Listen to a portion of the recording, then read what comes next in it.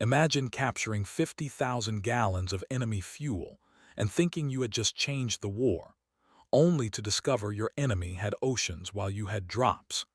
This is the untold story of how empty fuel tanks doomed Germany's last great gamble in World War II. December 17, 1944. The pre-dawn silence over Honsfeld, Belgium, was broken by the coughing and sputtering of a Tiger tank's Maybach engine. SS Obersturmbannführer Joachim Peiper slammed his fist against the steel hatch when the engine died completely. His driver tried again, but the fuel gauge revealed the grim truth: empty. Even the reserve tank was dry. Around Peiper stretched the most formidable armored spearhead the Waffen-SS had assembled for the Ardennes offensive.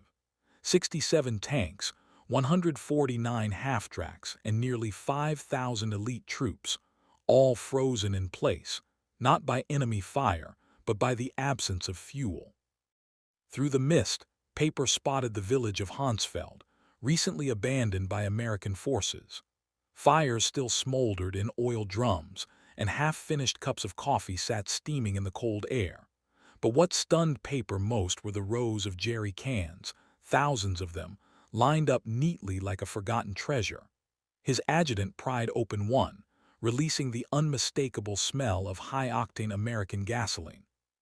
For Peiper's men, this was no less than a miracle. 50,000 gallons, enough to power the entire Kampfgruppe to the Meuse River and possibly alter the course of the offensive.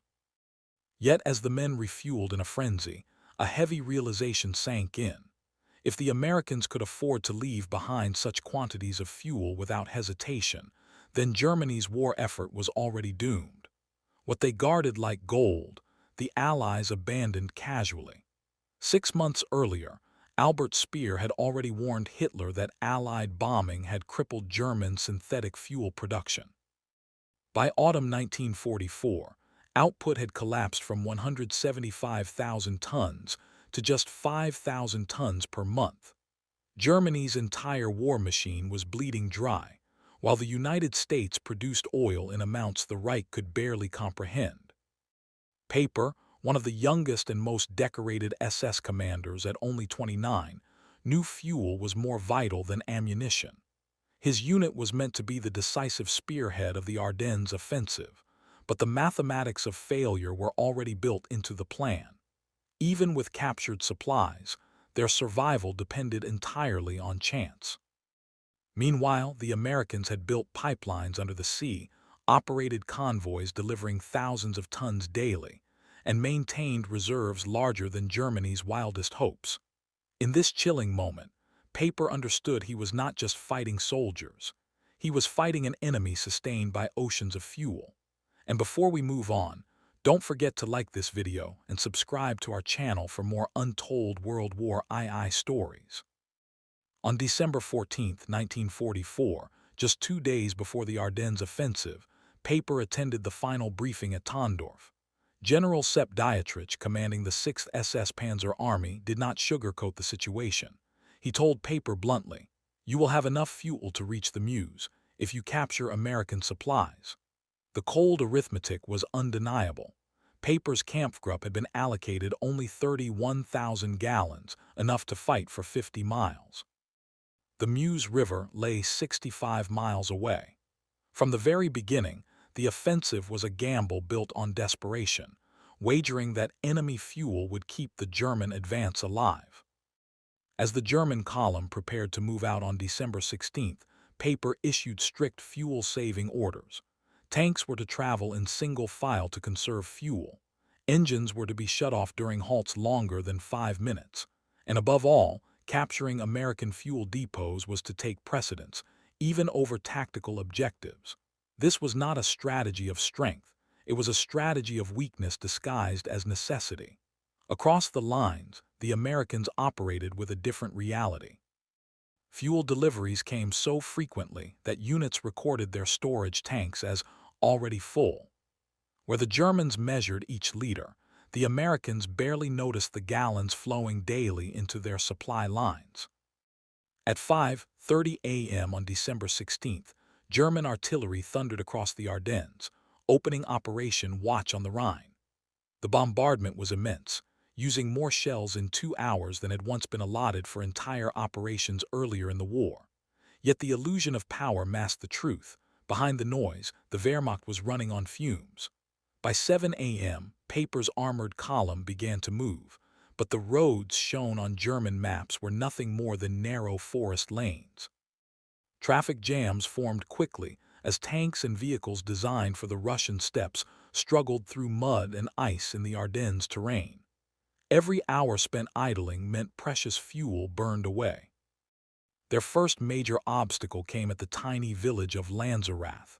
There, an unexpected resistance force, just 18 American reconnaissance soldiers, stood in their path.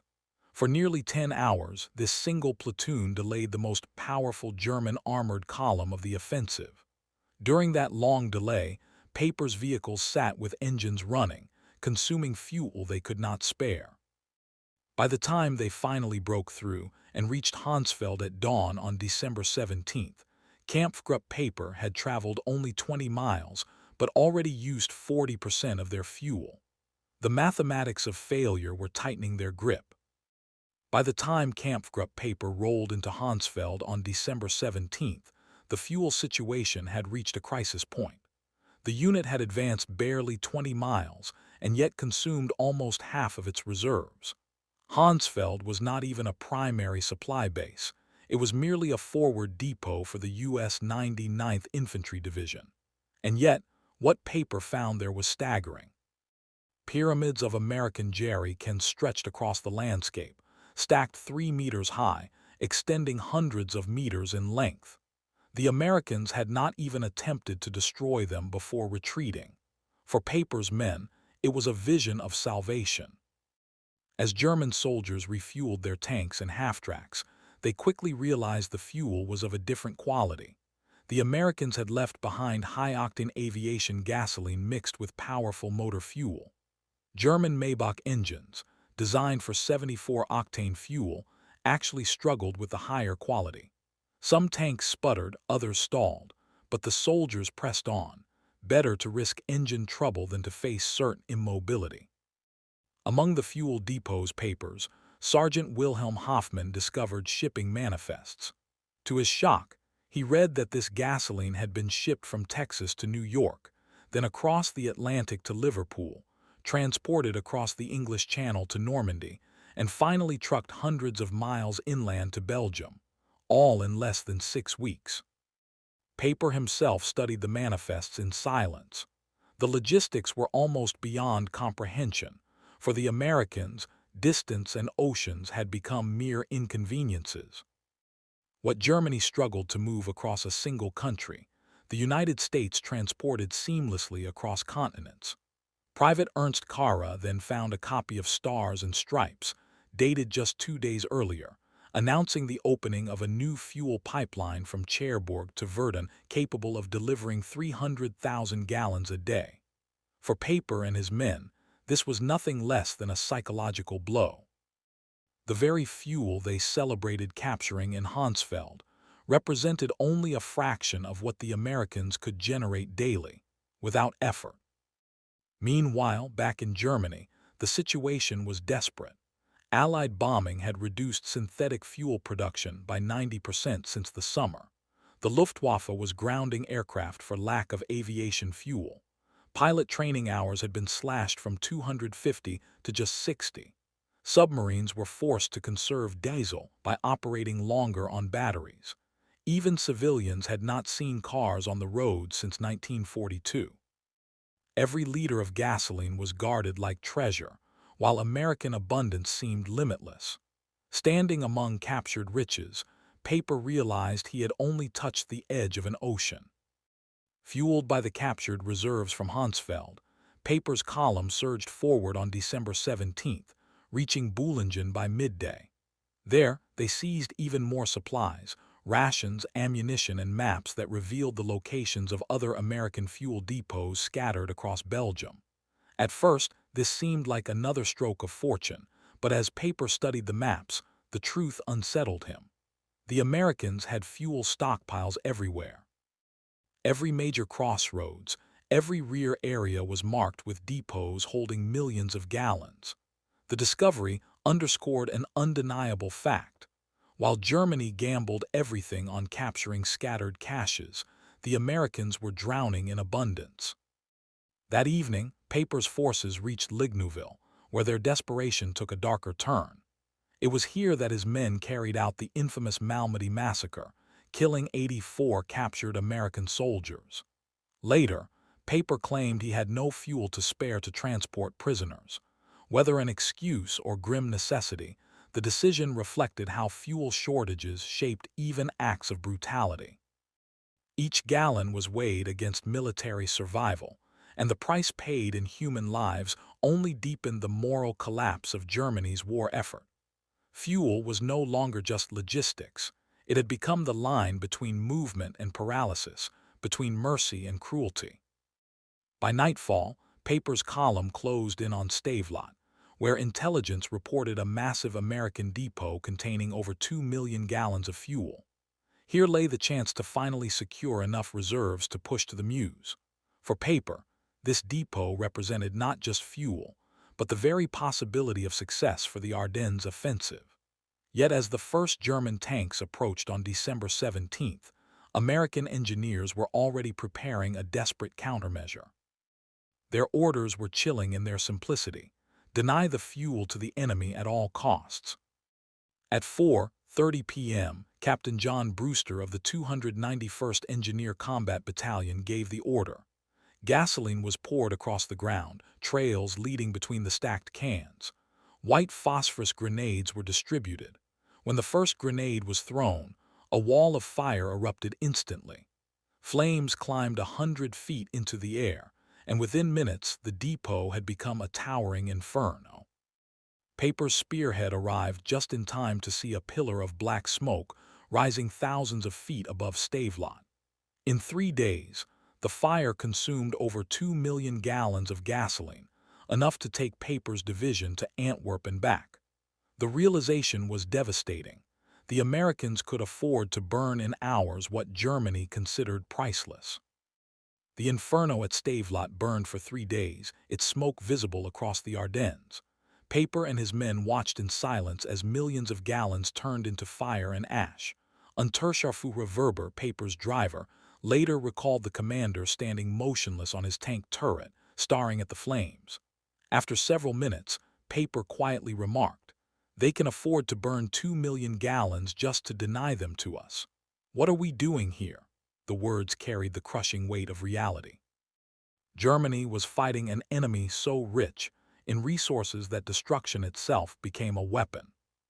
Across Belgium, the same scene repeated. American engineers destroyed depot after depot rather than risk German capture.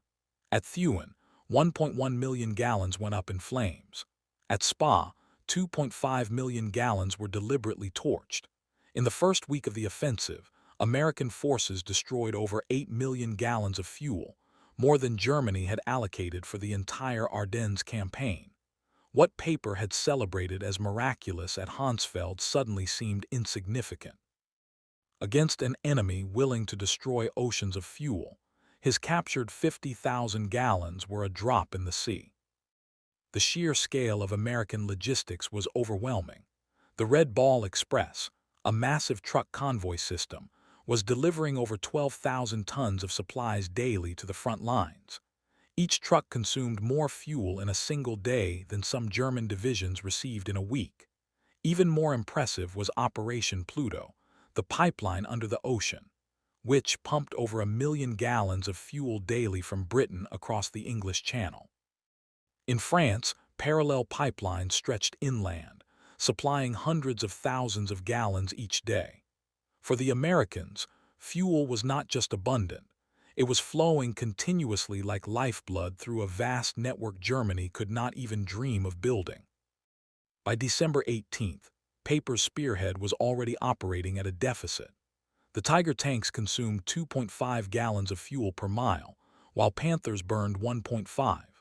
The rough Ardennes terrain pushed consumption even higher. Hauptsturmführer Otto Dinger, maintenance officer for the 1st SS Panzer Regiment, recorded grim calculations. Since the offensive began, The unit had consumed 67,000 gallons while capturing only 55,000. The balance sheet was already negative. Each mile forward drained their future, while the Americans not only maintained their reserves but were actually increasing them even during heavy combat. American intelligence was not blind to Peiper's struggle. Through ultra-intercepts, they were monitoring German radio traffic and quickly realized that the spearhead was critically short of fuel. General Courtney Hodges issued immediate orders. All American units were to destroy any gasoline stocks at risk of capture. This decision turned fuel into a battlefield weapon, not only fueling Allied forces, but also denying it to the Germans with ruthless efficiency. By December 18th, American C-47 transport planes were flying supplies directly to Bastogne, delivering over 160,000 gallons of fuel to the surrounded garrison, more than Peiper's entire column possessed at the time. By December 19th, the fuel crisis inside Kampfgruppe Peiper had reached breaking point. Tanks were being abandoned on the roadside, not because of enemy fire but because their engines simply ran dry. Peiper gathered what little remained, consolidating perhaps 8,000 gallons, enough for a single engagement or a retreat, but not both. Each decision became a choice between survival and destruction. His officers knew they were gambling against impossible odds. Sturmbannführer Werner Poetsch bluntly told him, "We have fuel for 20 kilometers. The Meuse is 30. The offensive was collapsing under the weight of arithmetic. Meanwhile, Allied planning continued on a scale that dwarfed German efforts. Brigadier General Maurice Gilland requested 245 million gallons of fuel for January operations. The staggering figure was approved without debate. The American war machine operated with such overwhelming capacity that entire armies could pivot, redeploy, or launch offensives without hesitation. By contrast, Peiper's vaunted armored spearhead was reduced to scavenging from burning depots and abandoned vehicles. The disparity was no longer tactical, it was existential. The contrast extended to efficiency as well as scale. American Sherman tanks consumed less than a gallon of fuel per mile, while Peiper's Tiger tanks devoured 2.5 gallons for the same distance. Trucks of the Red Ball Express averaged 8 miles per gallon, enabling them to sustain non-stop supply runs. German forces, however, operated a chaotic mix of vehicles, many of them captured from other nations, each with different requirements for parts, oil, and fuel. Where the Americans simplified and standardized, the Germans complicated and weakened themselves. In every aspect of mobility, the Reich was falling further behind. On December 20th, grim news reached Peiper. A fuel convoy meant to resupply his column had been destroyed by Allied aircraft. The message was clear: no resupply possible. Continue with available resources. His officers gathered, and the reality could no longer be ignored. Kampfgruppe Peiper had perhaps enough fuel for 20 kilometers of movement. The Meuse River, their ultimate objective, still lay 30 kilometers away. According to testimony years later, Peiper told his men with quiet bitterness, "Gentlemen, we are fighting an enemy who burns more fuel to deny it to us than we receive for an entire operation. What we captured at Honsfeld seemed miraculous. To the Americans, it was nothing." This realization was spreading across the German high command. General Hasso von Manteuffel, commander of the 5th Panzer Army, later admitted that when he learned the Americans had destroyed over 8 million gallons of fuel in a single week rather than allow capture, he knew the offensive was doomed. Captured German officers echoed the same sentiment during interrogations. One colonel bitterly remarked, "Your soldiers throw away chocolate. My men have not seen chocolate in 2 years. You burn millions of gallons. We measure fuel by the liter. How can we fight such abundance?" It was not just firepower that broke morale, it was the crushing psychological weight of Allied excess. By December 21st, Peiper's spearhead was surrounded near La Gleize. His once powerful armored column was immobilized. Encircled by American forces including the 82nd Airborne, the 30th Infantry Division, and the 3rd Armored Division. These units alone had fuel allocations of over 340,000 gallons for that day, more than 300 times what Peiper's force possessed. Private Richard McKinney of the U.S. Army wrote in a letter home, "We've got Germans surrounded who ran out of gas. Our captain jokes we use more fuel heating coffee than they have for tanks."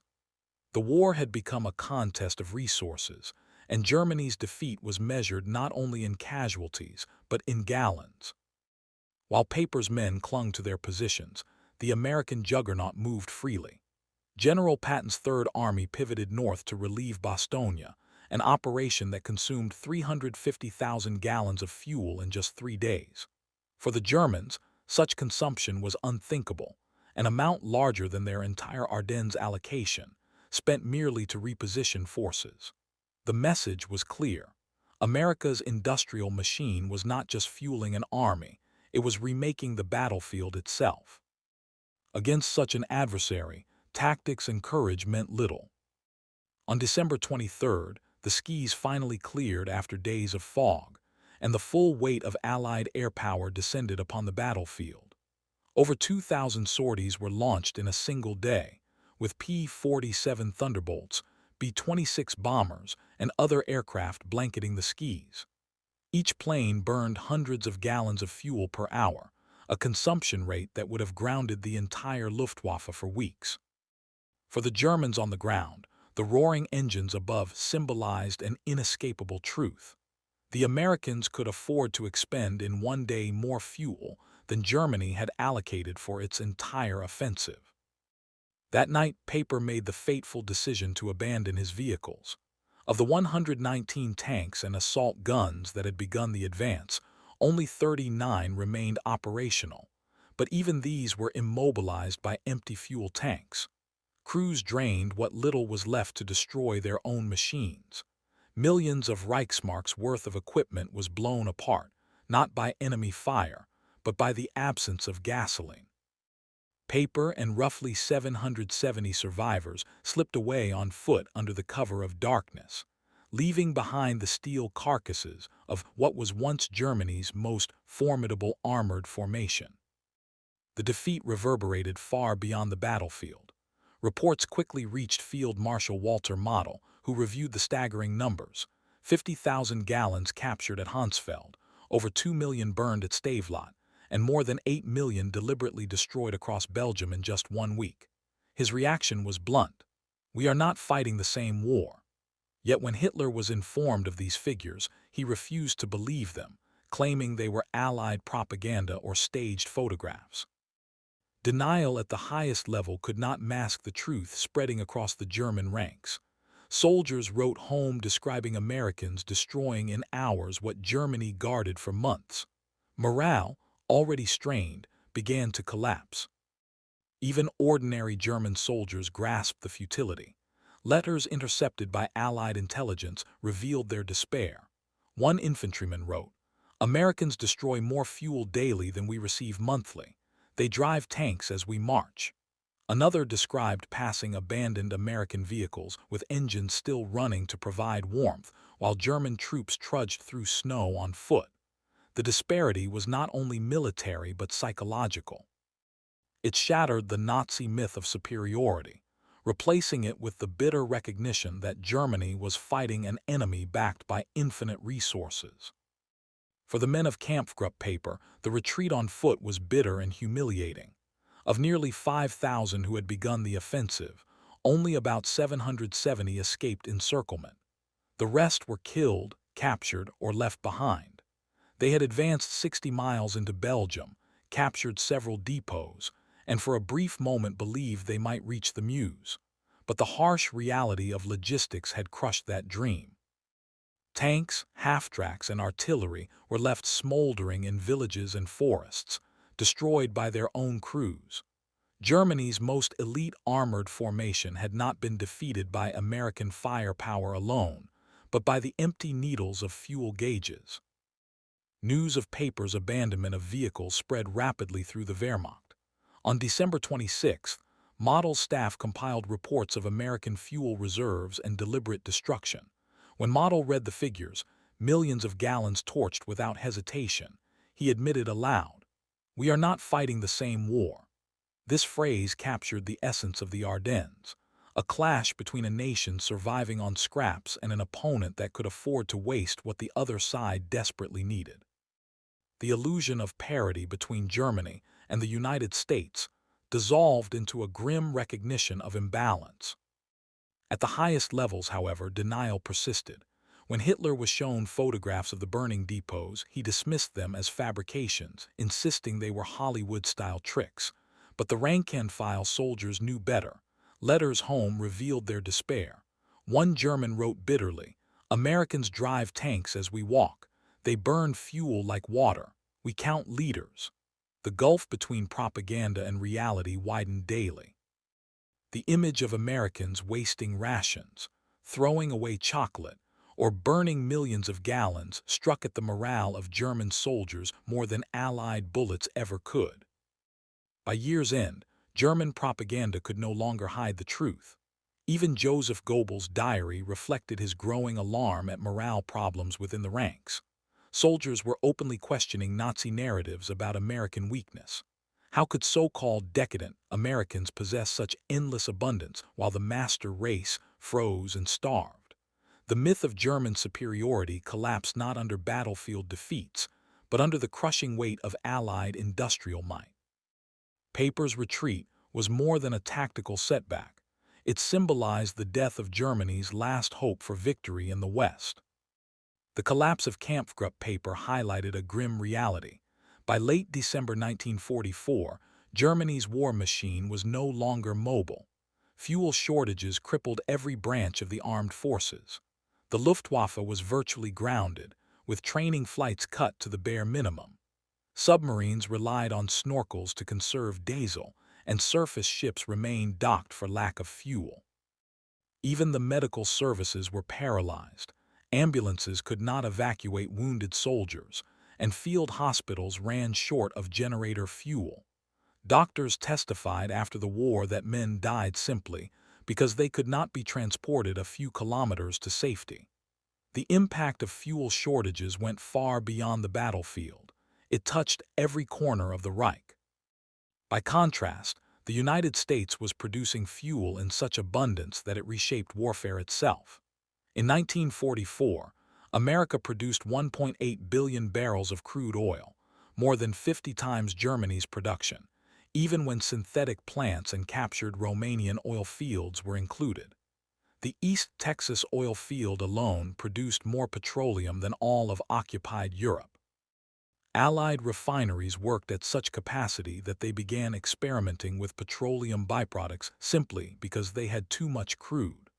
This tidal wave of energy powered not just the Allied armies, but also their global supply chains, creating a war machine fueled by excess. On the ground in Europe, this abundance meant the Americans could move armies like chess pieces.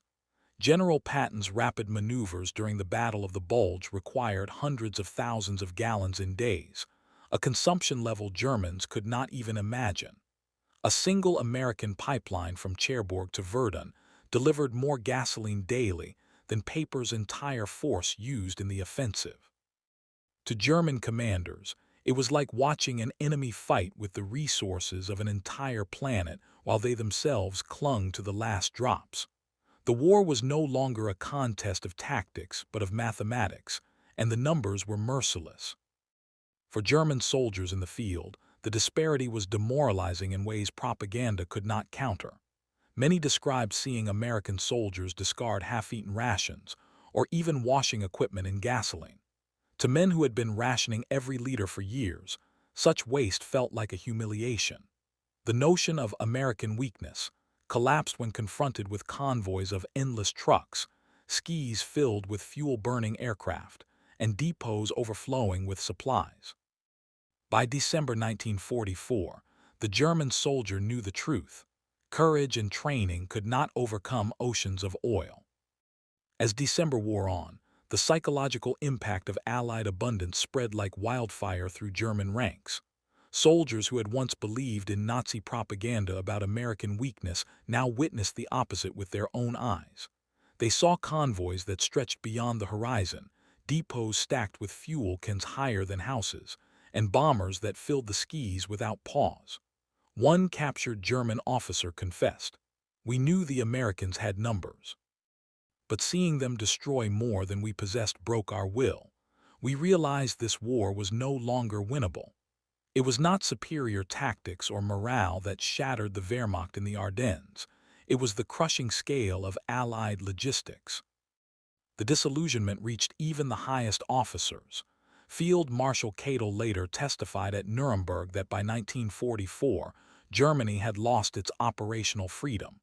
"We could not maneuver for lack of fuel," he admitted, while the Americans moved armies as if they were chess pieces. The statement was damning because it stripped away the myth of German military superiority. Courage, training, and experience mattered little when one side could barely move its tanks, while the other fueled entire offensives without hesitation. For the first time, even the most loyal officers admitted openly that production, not strategy, would decide the war. Peiper himself, captured after the war and tried for war crimes, also testified about the decisive role of fuel shortages. He admitted that every decision during the offensive was influenced by the need to conserve or capture gasoline. Maneuvers that should have been bold became cautious. Prisoners who should have been transported were executed. Retreats that might have saved lives turned into disasters because vehicles could not move. "We counted leaders while the Americans counted millions," he said, summing up the impossible equation his men faced. His words revealed that even brutality and desperation could not mask the futility of the situation. Historians later agreed that the Battle of the Bulge marked the death of the romantic vision of warfare. No longer could generals believe that courage or brilliance alone could shape the outcome of industrial conflicts. The Ardennes showed the world that wars were now decided by factories, refineries, and pipelines. The Wehrmacht, once hailed as the most formidable fighting force on earth, was ground down not by superior tactics, but by the sheer weight of Allied production. The battlefield had become a place where numbers, not bravery, wrote history.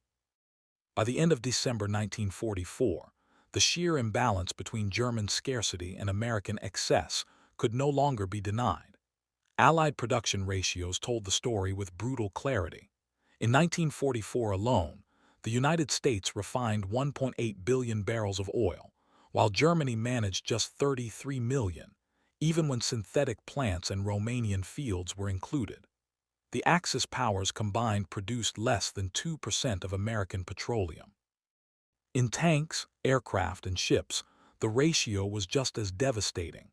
Every German offensive after 1942 had been strangled by fuel shortages, while every American advance was powered by an ocean of energy.